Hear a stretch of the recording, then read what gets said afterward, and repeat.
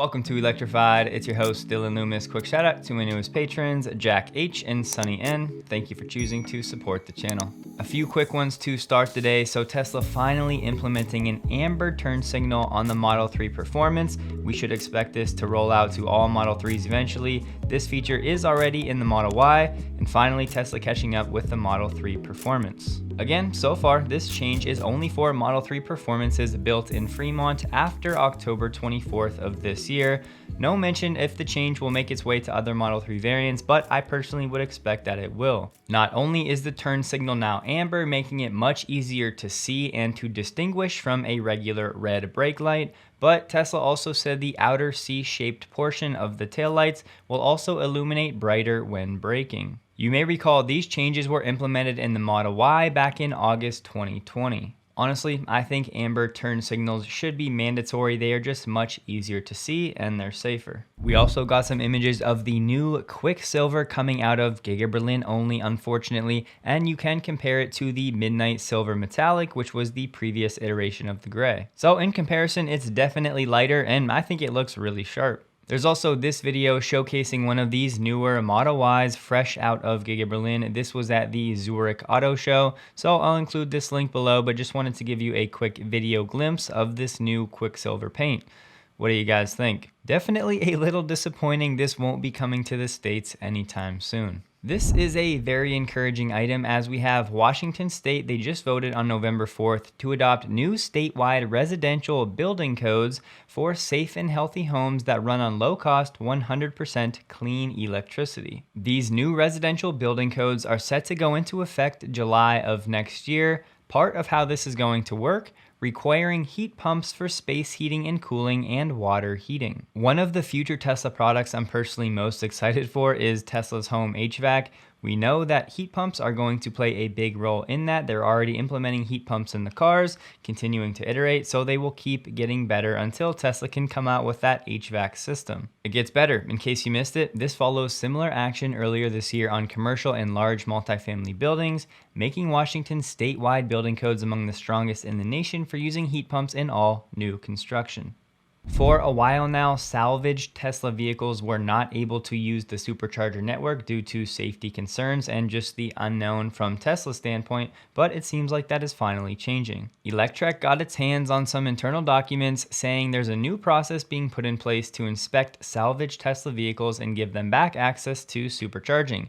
There will be a two-step process that involves inspecting the high voltage battery pack and all the components related to charging. If the car passes the inspections, Tesla will re-enable fast charging, and if it doesn't, Tesla will offer repairs. There are some more details given here, so pause if you'd like, but this article will be linked below. A lot of you know striving for wellness and optimizing my life is important to me. This led us down the long rabbit hole that is gut health, but thankfully, it led to us finding Ritual's Synbiotic Plus, our go-to pre, pro, and postbiotic in one, and we've been on it since. A fun fact for you, the top 5 best-selling gut health supplements do not have a postbiotic.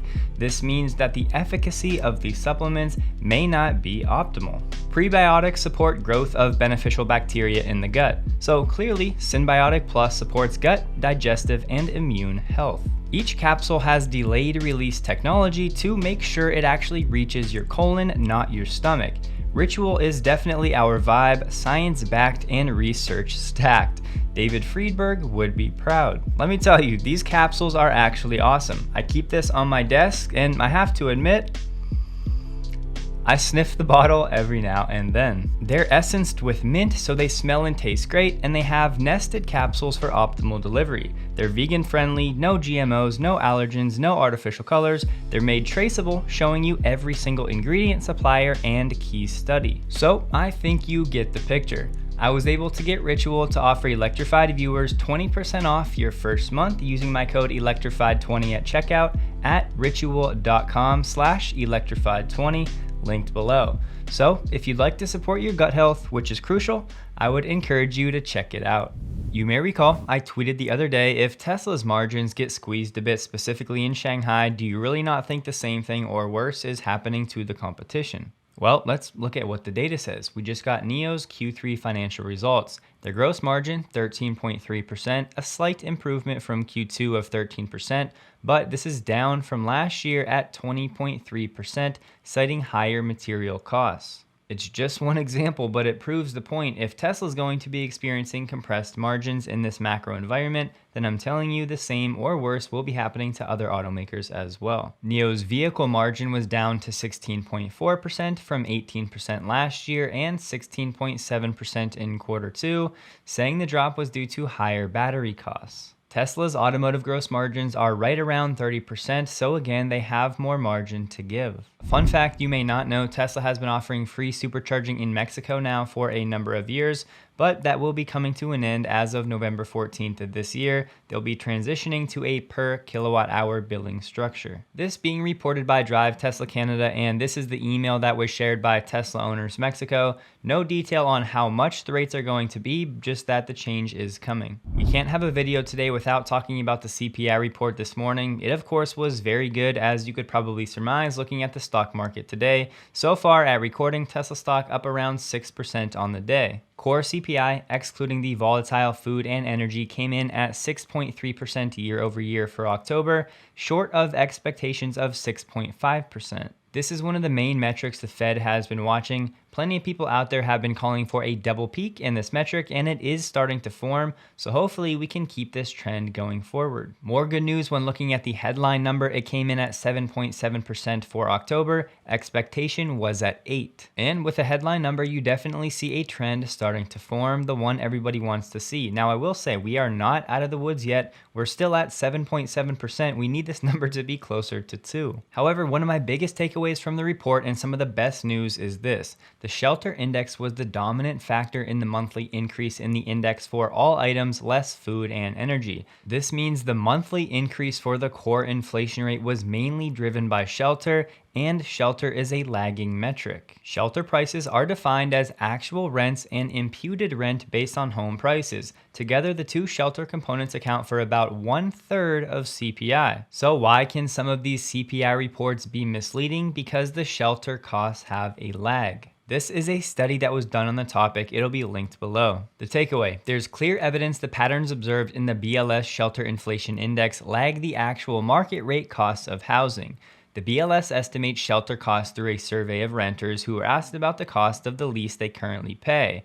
But because typical lease contracts lock in rent for 6 to 12 months, any survey of current tenants will reflect rents that were prevalent when the leases were signed, aka in the past. So the BLS measure will continue to report a higher shelter cost inflation number for several quarters, even after market rate rent growth has tapered or slowed. Essentially what this means is that this core inflation rate number for the month in reality should be a little bit better, meaning lower than 6.3%, because some of the cost data that we're getting for shelter is actually in the rearview mirror, which of course is an optimistic and a bullish signal for this reading going into the months ahead. And looking at the headline number month over month, it came in at 0.4%. Expectations were at 0.6%. Looking at the rate hike probabilities for the Fed's meeting in December, we now have an 80% chance of just a 50 basis point hike. Yesterday, that probability was only 56%. So definitely great news for today. I would just caution we are not out of the woods just yet. Taking a look at Tesla's updated PE ratios, right now it sits at 58, and looking at fiscal year 2022 estimate sits at 47, and for the fiscal year 2023, plugging in an earnings per share estimate of 7, which is definitely reasonable, gives us a forward PE of 27.